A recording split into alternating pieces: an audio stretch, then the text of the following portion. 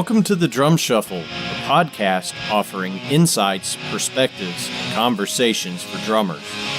I'm your host, Jamie Eads.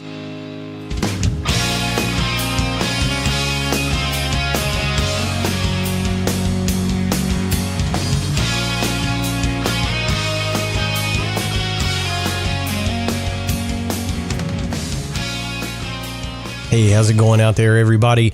Welcome to the Drum Shuffle. Jamie Eads joining you as always. This is episode 29.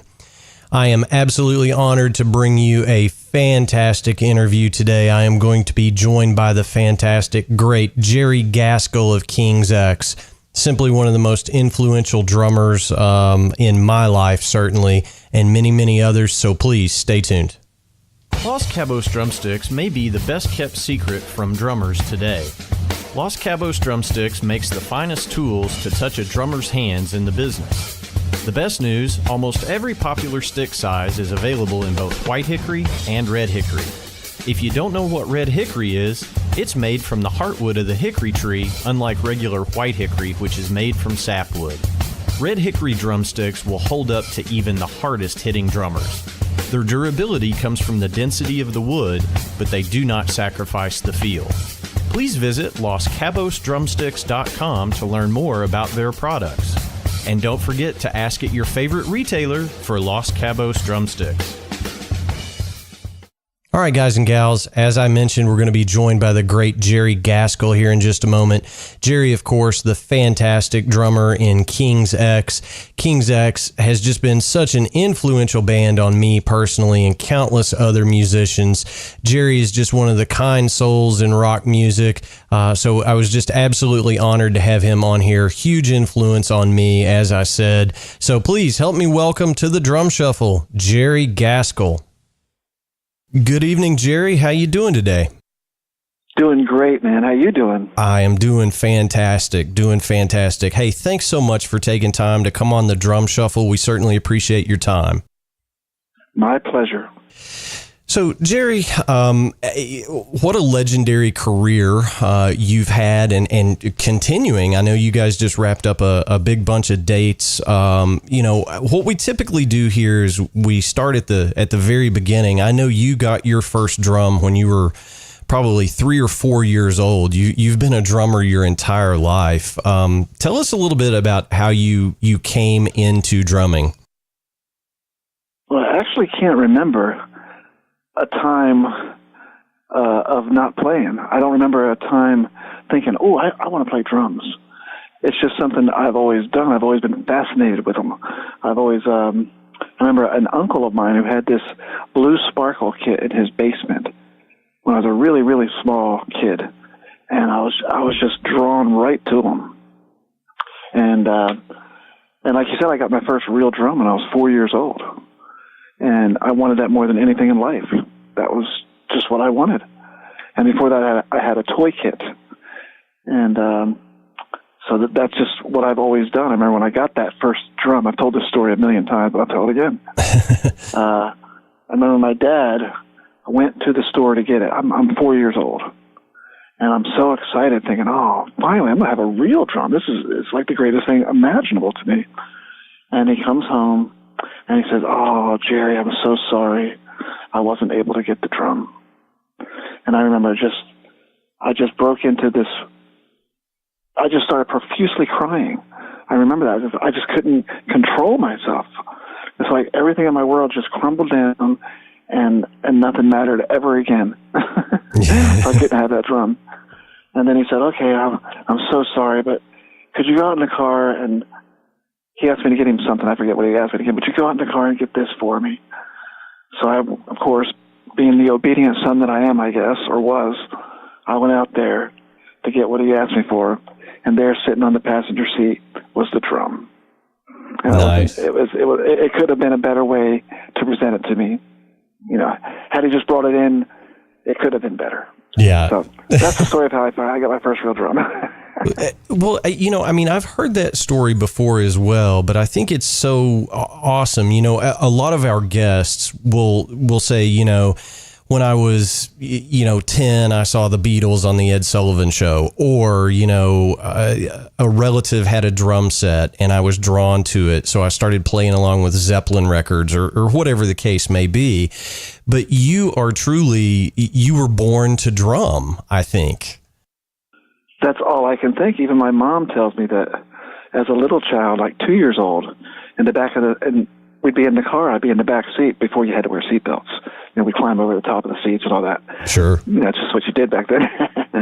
And she said I would bang on the seats. If I bang on her head, I would just always be banging on things. So all I can think is it's just what I do. It's what I have been given to do because I've never known anything else. Yeah. Well, and I did see the Beatles, on Ed Sullivan. Well, that's killer. As it happened, and that catapulted me into, there is nothing else I'm going to do but that. So everything else just kind of went out the window at that point. Oh, that was it. Yeah, I mean, of course I'm going to do this. Right. And it wasn't even a decision, like I said earlier. It's not even a decision. It's just what I do. Yeah, for sure. Well, so, I mean, you mentioned the Beatles. So obviously Ringo is an influence. Who are some of your other influences, as you were coming up as a young drummer? Who were the other guys that you really looked to for inspiration? Well, definitely Ringo was a big influence. And I think even before them, I think Wipeout, things like that came out even before the Beatles came to America. And I was listening to that stuff. I think that's true. Isn't that true? That's a good one. The Beach Boys. Yeah. Probably so. Yeah, I mean, the Beatles came in 64. Yeah, so. Yeah, so I think it was a little bit before that. And, I was into that stuff. But then when the Beatles, like I said earlier, came, that was it. From that moment on, it was the Beatles, and everything else just fell underneath that.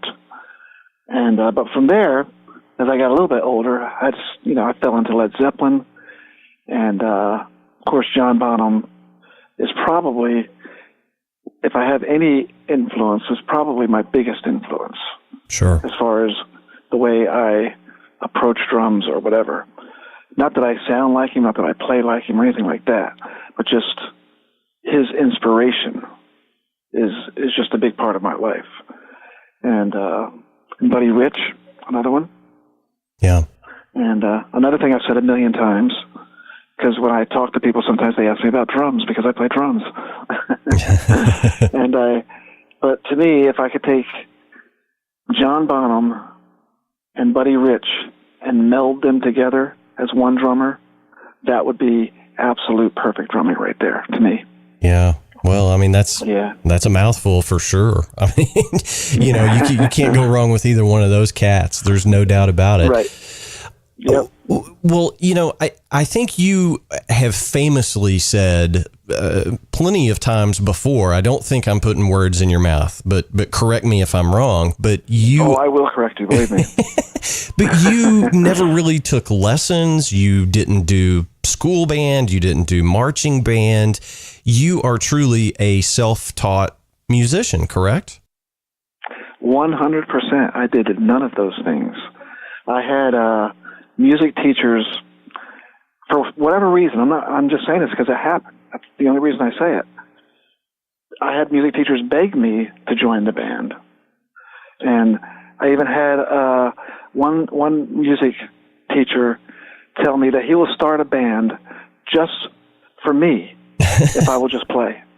If you will just play, we'll start a band just for you. And I just wasn't into it. I just had no desire to do any of the organized things like that. It just wasn't who I was. So I just never did any of that. And sometimes I think now, maybe that was not a good thing. Maybe it was a great thing. Yeah. I don't know. But I just didn't do it. I'm sure I could have learned some things, but I just didn't care. I just didn't care at all. I didn't care to play to records. I didn't care to do any of that stuff. I just wanted to play what I played. I just played, when I played in other bands and we did cover tunes, I just played them the way I wanted to play them.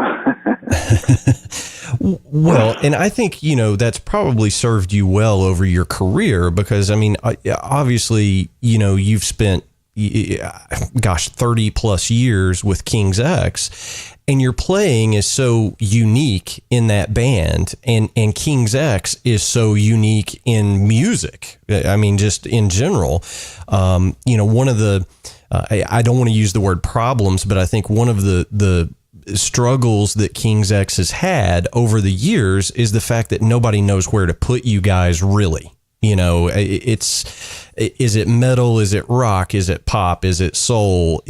It's all of those things. And it's kind of the perfect, stew, if you will. But your drumming in that band has been so influential to guys like me. I couldn't count on all of my fingers and toes huge bands that say King's X was a huge influence to me. So I think the way you grew up has a lot to do with how you play with King's X. I think that's a fair statement. I think that's fair too, because that's just the way it has been. That's what I do. And I've had a lot of these people that you were talking about, in big name bands, people who everybody knows, tell me the same things. Tell me that the way I play is unique, and it inspires them because it's just something that I do.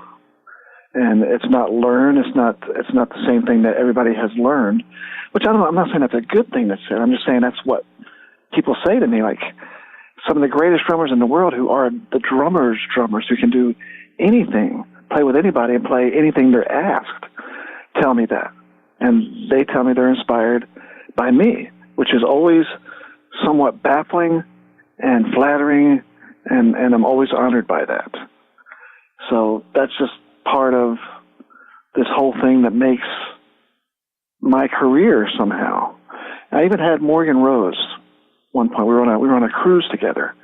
And I'm only saying this because he said it. And you brought it up. Because we're talking about this type thing. Sure. And it was one of the nicest things anybody's ever said to me as far as drumming. Whether he meant it or not, I don't know, but these were his words. He told me that I was the John Bonham of his generation. Wow. And I thought, my goodness. That's exactly what I thought. Wow, really? And I didn't know how to really grasp it or, take it in, but he said those words to me, and I will always remember that. And Morgan Rose, he's a monster drummer. Yeah, he's a freak of nature. I mean, exactly. He looks like the Tasmanian devil back there. I mean, I would dislocate a shoulder trying to do what he does. So yeah, those things, it's just the way it is. I mean, and like you said,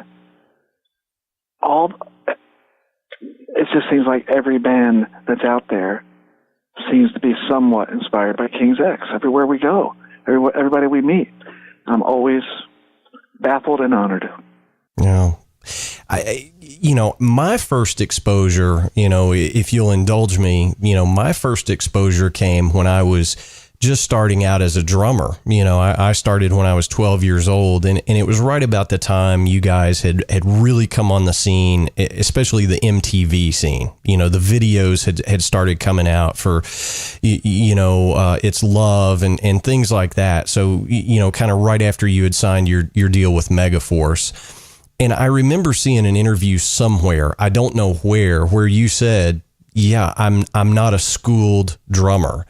And that immediately said to me, I have a chance. You know what I mean? Oh, wow. That's great, man. I'm glad to hear that. Yeah. So, I was just a young lad, and I heard you say that, and I thought, okay, so I don't have to do marching band and wear the awful costume and stand in the heat in August, down south and learn how to play paradiddles or whatever, That's great. That means a lot to me, man. Yeah. I mean, I'm, again, not saying that's good or bad either way, but I was the kid that bought the drum set, or my mom bought the drum set, and I just started putting on every record I could find and trying to, cop those feels. If I had a nickel for every time I've played along with one of your drum tracks, I would be a rich man. I will say that. Wow. Yeah. But I think what was so unique about King's X is you guys hit the scene at the time where it was all about, big hair and makeup and, leather pants and all that stuff. That's what was popular at the time in the late 80s, early 90s. And you guys were not that at all. We had big hair. Yeah, Doug certainly had big hair. We all kind of did. Yeah. But, I don't know if, you were signed to Megaforce, which was kind of the metal label at that time. But your music was so harmonic. And of course, you are a big part of that 3-part harmony. So I'm wondering, is your drumming style influenced by the fact that you sing as well? Well, I didn't really start off singing. I didn't start singing until we became a 3-piece band. We started off as a 4-piece band. And it just came about where I had to sing. There were parts that needed to be sung, and I was the only guy that could do it. Right. So I became a singer and a drummer at the same time. And I don't really know how to determine if it affected the way I play. I probably did to a certain degree, because singing and playing is a whole different thing than just playing. Oh yeah.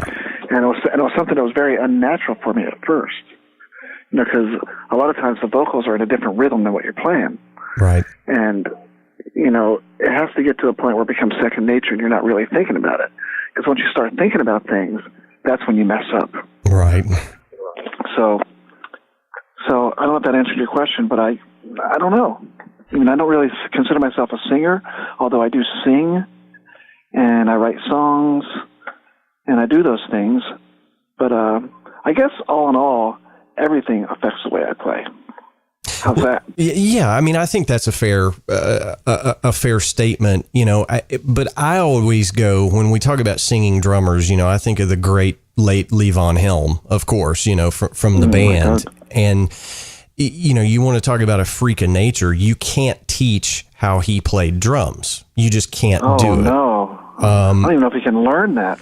Yeah, I don't think you can. I think you're either born with that kind of slinky, greasy rhythm or you're not. But, he famously said, in several different times, I play the way I play because I have to sing, and I'm kind of, going along with the vocal rhythm, which is weird to most people, but it just worked in that situation. So that's why I was kind of curious about that and asked the question.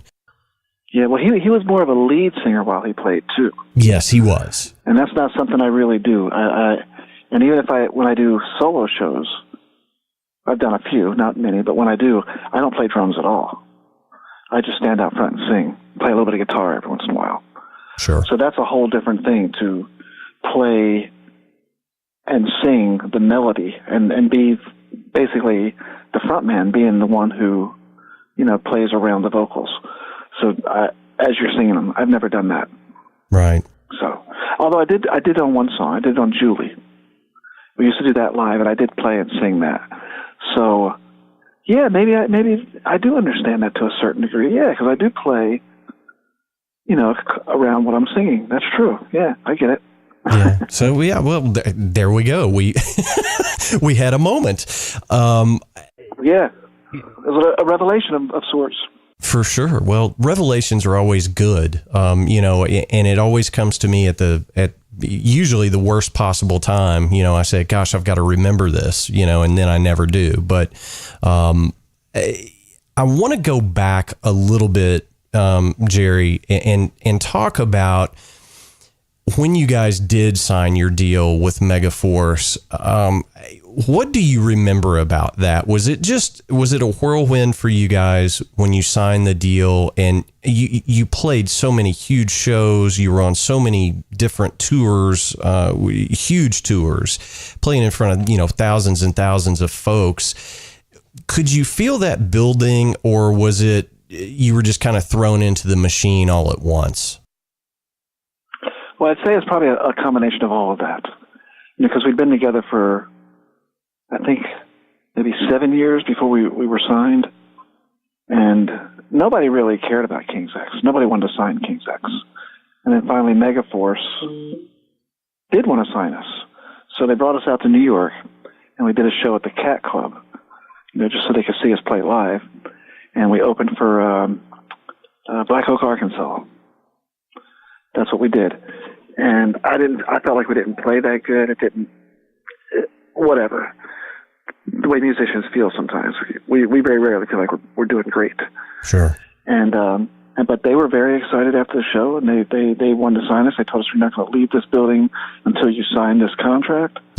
and I remember at one point Johnny Zazula, I don't know exactly how the conversation came about, but I said to him, "Hey, I'm driving a 75, whatever it is." He said, "I'll get you in a 1976." I said, "Okay." That's a deal you can't refuse right there. So, from there, things did just take off, and it did become a bit of a whirlwind. Not necessarily immediately. It's that whole overnight success thing, I guess, where it seems like it's overnight, but it's really not overnight. We put the first record out, and we did shows around the country playing to nobody. We did shows to 2 people. Really? Nobody cared about King's X. Yeah, absolutely.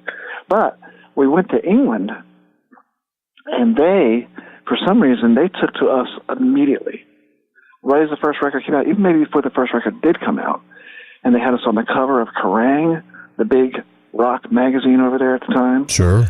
And they were hailing us as the new monarchs of metal, and, they were just, it's like, the new messiahs have arrived, that kind of a thing. And I only say that because that's what they said. Yeah. And so we went over there. We didn't know what to expect. We thought, this is going to be great. We're going to England. Yeah, finally get to go to England. And we played the Marquee Club, our first show ever there. Of course, we didn't know what to expect. We thought, maybe there'll be some people there. It'll be cool. We went out on stage. The place was completely packed. And from the moment we started, they were singing and jumping up and down through the entire show. I'm going, oh my God, we're going to be the Beatles. But of course, that didn't happen either. Well, you say that, but there were a lot of press said this is the second coming of the Beatles. I mean, you guys were critical darlings. The first record was just, everybody thought this is the new sound. This is where we're going in music. So it doesn't surprise me. I've always heard about, England, Great Britain, that, they don't care, what you've done. They just want to know what you're doing. Right. And if they like it, they love it. So it's a little bit different than the States for sure. Well, they sure seem to love it over there. And we were very thankful. And then things did kind of take off from there. And it got to a point where it almost felt natural that things were going to keep happening, like touring with AC/DC. We did that for 3 months or so. Yeah. And then it just kept rolling, and it just, felt like it's just going to keep going and going. And like you said, we did get a lot of critical acclaim, the critics' darlings, whatever you said, but that didn't necessarily translate to the general public like everybody thought it would. Yeah. I remember talking to Lars Ulrich once, and he said to me, "Hey, man, we all thought you guys were going to be huge." He says, "What happened?" Of course he did. That's exactly what he said to me. What happened? Well, what happened? Yeah, I mean, as a musician, it's very rare that I meet another musician that doesn't love King's X. So I don't know if it was kind of I refer to it as the Rush syndrome, where like if you go to a Rush show, of course they've kind of retired from touring now, but if you went to a Rush show, it was all musicians in the crowd. It was right. So maybe, I don't know, maybe you guys became the band for musicians to go to the show and buy the records. I don't know. I don't have an explanation, but had you asked me, I would have betted that you guys would have been, the biggest band ever. Right. You know, I've heard that said by a lot of people. Yes. Yeah. So, I mean, the music is just undeniable. I mean, it truly is. And you know, I'm not trying to do a fluff piece here, but you were a huge influence on me, and the band is just incredible. And, you know, I didn't get to see you guys here on this recent run of dates that you did. You got fairly close. I couldn't make it that day, whatever the case may be. You know how that goes. But I've seen some videos of the recent tour, and you guys are playing as great as ever, maybe even better. You know, tell us a little bit about the tour and how you feel things are going. Well, I know for me, in many ways, I feel like I am playing better than ever. And I feel in all ways in my life, I'm better than ever. And that all stems from the fact that I've had 2 heart attacks. And the first heart attack took my life away. And I've said this a million times too. But had I been alone when that happened, I would be dead right now, because there's no way I could have possibly recovered. It's what they call the widowmaker.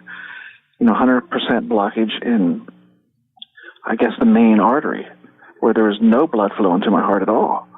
And it just took me down. I fell down dead. And I have no recollection of this at all. I have no recollection of pain, no recollection of that happening. But my wife totally has recollection of it, because she was there.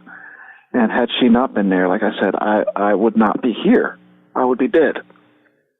And in the hospital, I determined I will be better than ever, or I will not do this ever again. Wow. And so I work really hard at it.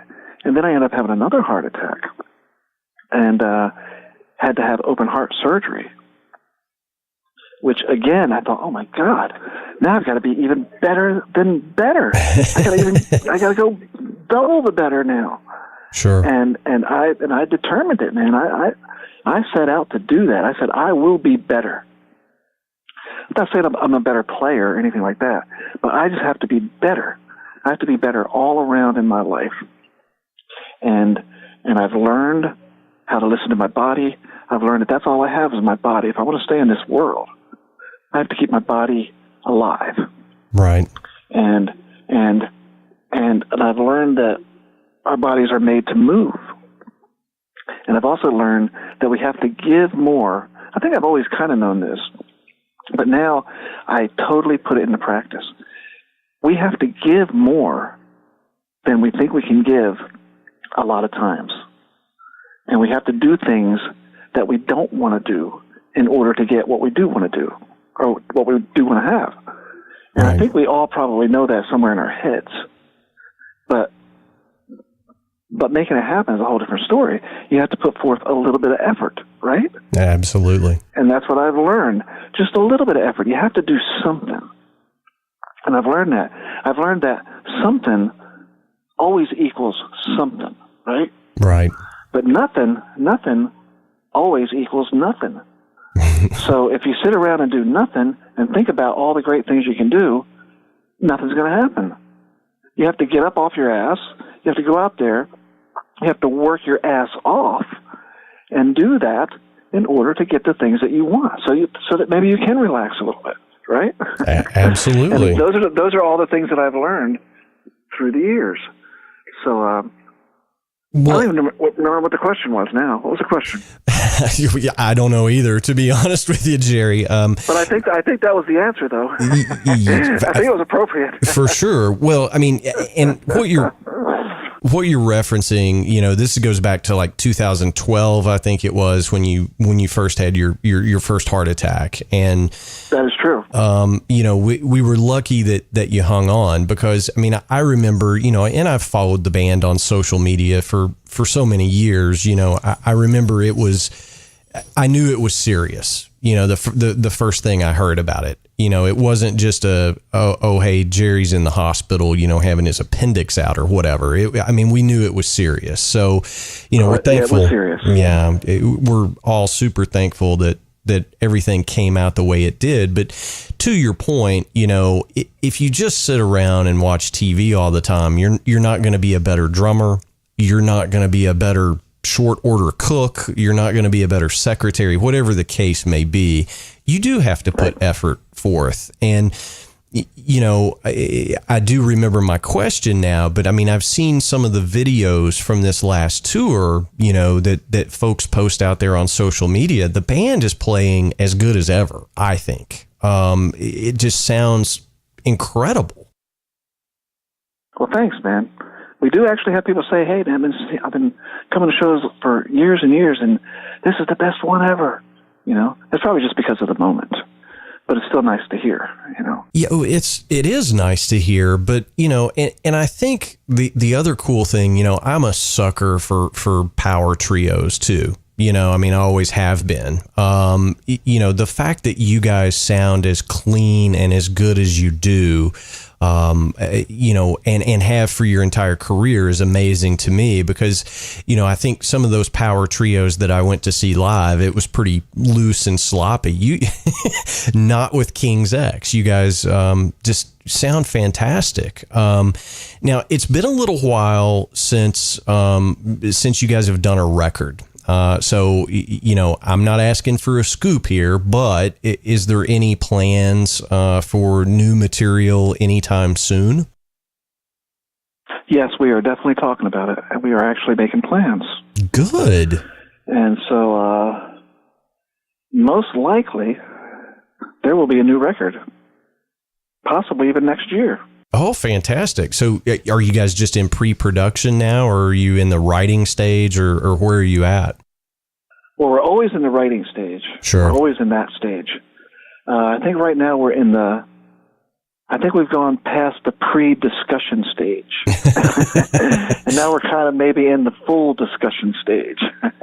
Gotcha. And so I think that's kind of where we're at. Maybe a little bit past the discussion stage. But, yeah, there's no time limit. There's no pressure. It will happen when it happens, but it's going to happen. That's fantastic news. Well, I think soon. Well, I'm going to go ahead and say it right here, right now. I'll put you on the spot a little bit. When the new record is done, we have to have you back on the show. Okay, so we can talk. Okay, I can do that. So we can talk all about the new record, because that would be a huge honor for me. You know, and we want to get the word out as soon as we can. Do you remember the first time you heard a King's X song on the radio, or saw your first video? What was that like? Wow, you know, I don't really remember that. I can't remember the very first time. I know that it happened, and I know seeing us on MTV was kind of exciting. And yeah, I just don't know. It's so long ago, and so much life has happened since then. And when you're in the moment, sometimes life just happens all around you. So it's hard to just pick out those specific moments sometimes. Does that make any sense? It makes total sense. You know, and that's the way it is for me, because I just don't remember. I just know that I'm very thankful for, you know, my entire career, how it has played out, and yeah, and it's always exciting to see us on TV, I guess, and hear other people comment about us and say, "Oh yeah, we love those guys." So yeah, I just don't know that. I don't have that experience in my life of that time where it's like, oh wow, we're on the radio. Hey guys, we're on the radio. I just don't know that. Yeah, you know, I don't remember it either. You know, to be perfectly honest. I mean, I know it happened, and I'm sure I was, you know, jacked up over it. You know, I'm positive I was, but I don't remember, you know, where I was sitting or whatever. But I was just kind of curious about that, and I've asked some of our guests that before, and it's always cool to hear that reaction. You know.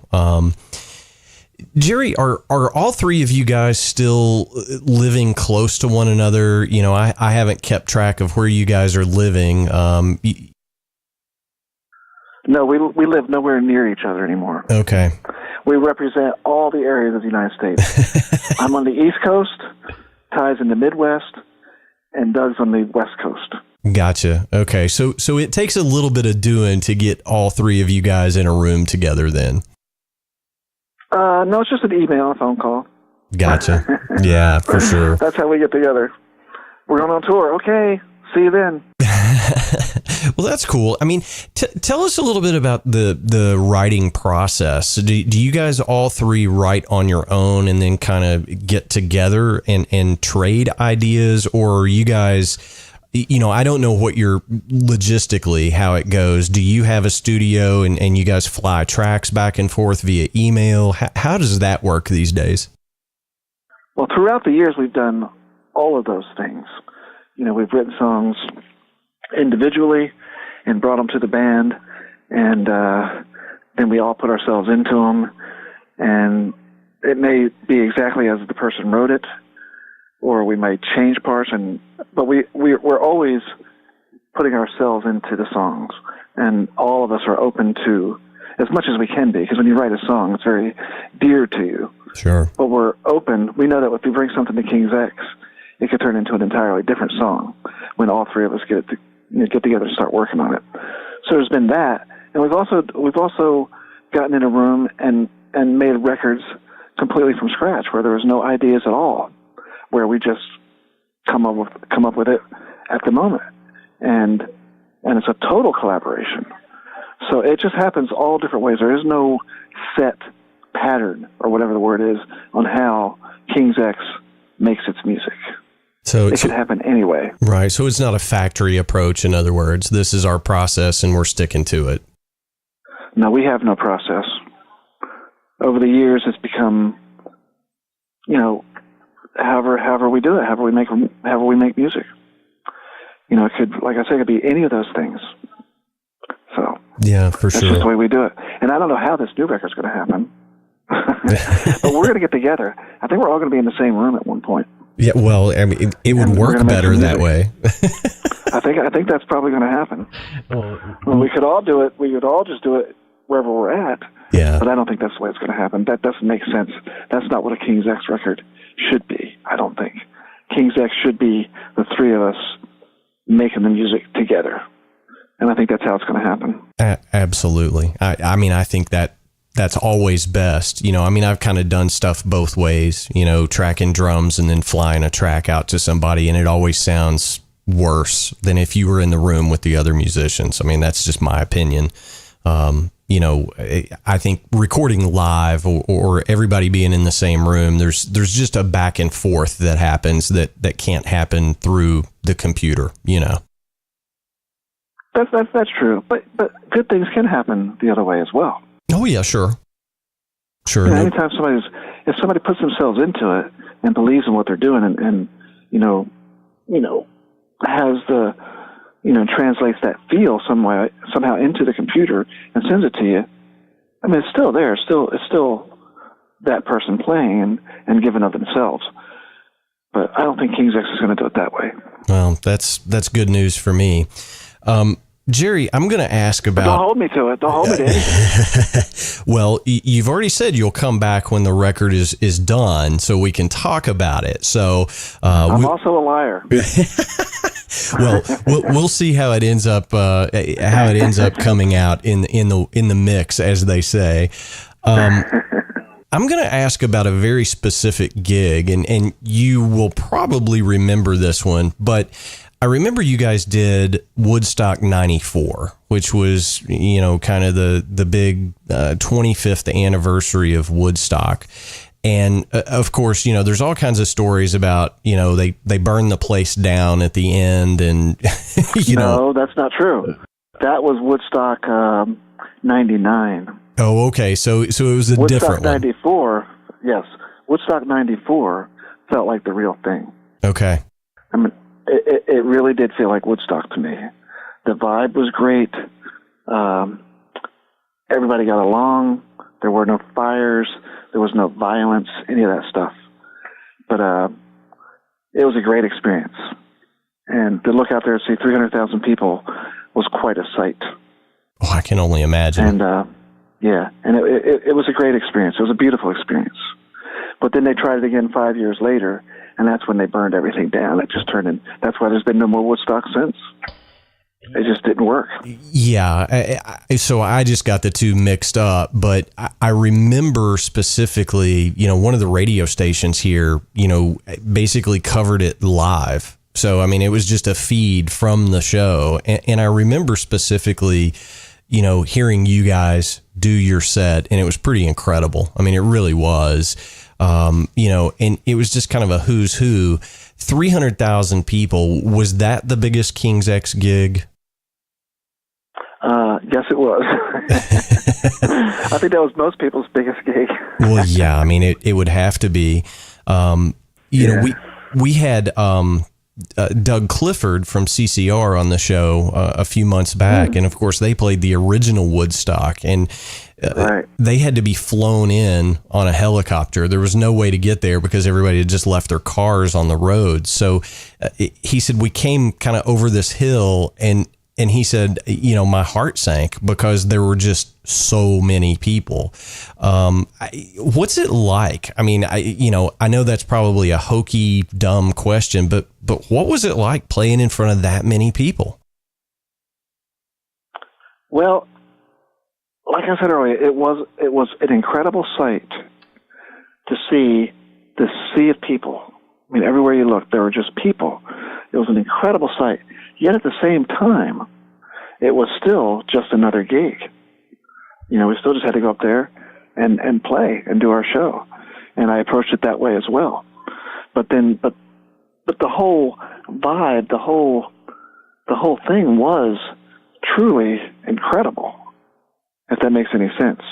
Sure. But it was still another vibe. And it can't be compared to the first Woodstock either. Because the first Woodstock, they weren't prepared for that at all. No, they weren't. That just happened. But this was the one we played. They were prepared. They made that happen. They were, they had all the everything everybody needed. There were bathrooms. There's this. It wasn't people crashing in. It was set for 300,000 people to be there. So it was a totally different thing. And it was a great vibe for me. We got to meet, different people. We're in a room with Crosby, Stills and Nash, having our pictures taken for the booklet, or whatever you call it, for the Woodstock thing. And yeah, just hanging out with people. It was just a great vibe. That's what I remember. Yeah. Well, it was an amazing show. I mean, it was literally a who's who in the music business that was on that bill. And I just remembered it and wanted to ask you about it. Jerry, one of the traditions that we have here on the Drum Shuffle is we always ask our guests for a good piece of advice for other drummers or other musicians. And you've had just such a legendary career, and you've been such an influence on me personally. I'm all ears to hear what advice you would offer to all of us, working musicians, working drummers. Well, the only advice I can give to anybody in any situation, I think, is to follow what's inside yourself. Listen to yourself. Listen to what you believe. Listen to what you know to be true to yourself, and go for that. And I think that's where the power lies. It's not gonna be in what somebody else has done, and you try to emulate that. Although we do try to emulate people, but we have to follow ourselves, because that's where the power lies. It's only within us. And that's the only advice I can give to anybody in any situation. Follow what you know to be true. I don't know of anything else there is to do. Yeah. And once we do that, that's where the power is. It sounds simple, but it's not simple. It's simple, but not easy, right? I mean, I hear that all the time. It's not easy, but it's simple. Just do what you know to be true. I think John Lennon said it the best. Life is what happens while we're busy making other plans. Yeah.